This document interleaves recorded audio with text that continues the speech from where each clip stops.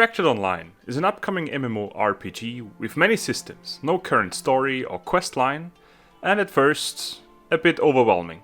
So to provide fellow FO players, future and currently starting, with an easier entry to the world, I've thought about pointers and things you should know right from the start. Starting off with the resource knowledge points.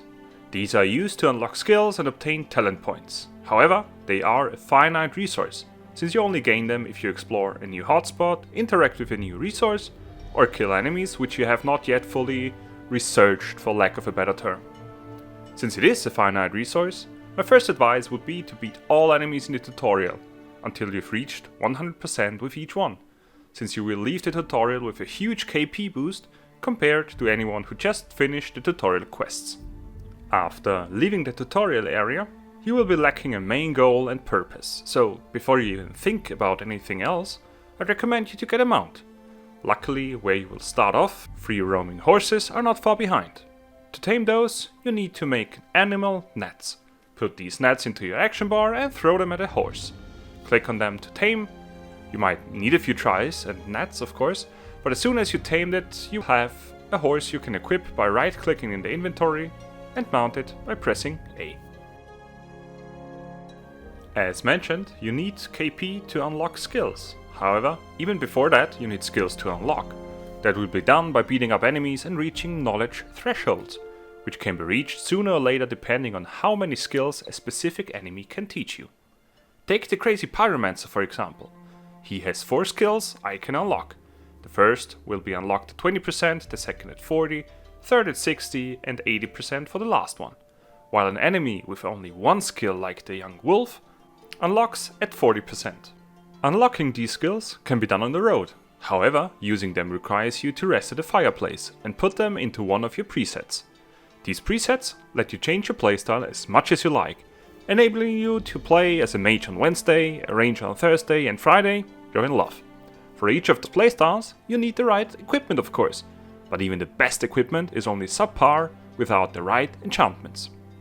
Each equipment has a certain amount of enchantment slots. The enchanting resources have each 3 specific traits with a number next to them.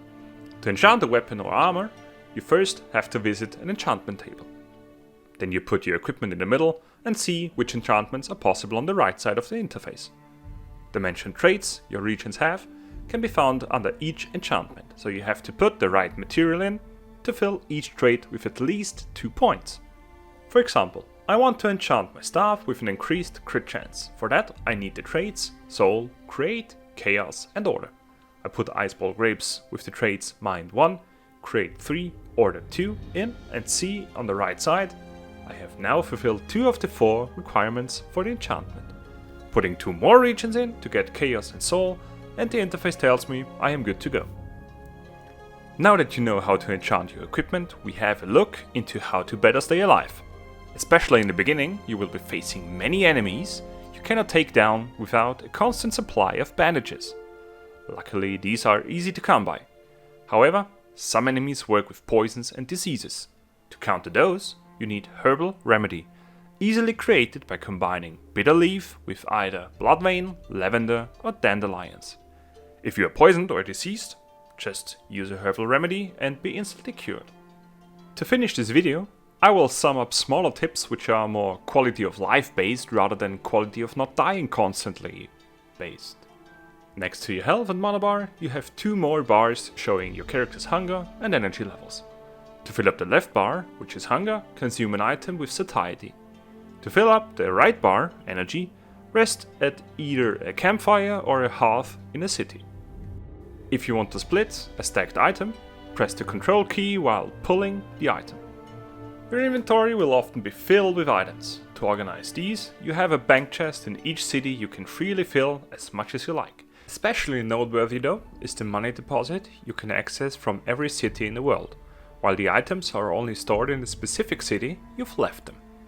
Your character has 3 weapon slots you can swap easily by pressing the tab key.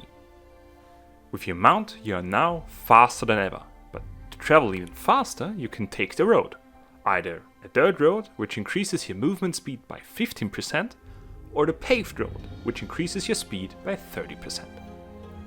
And last but not least, this game is an MMO, meaning there are many people online. So if you fail against the many dangerous enemies and constantly die, just don't be a hero, ask for help, do it like the porn stars and just come in a group. And if you laughed at the joke, you have to like this video, it's the law. Hopefully this video helps you in the travels in Fractured Online, and if you have any questions at all, please let me know in the comment section down below. Thanks for watching and goodbye.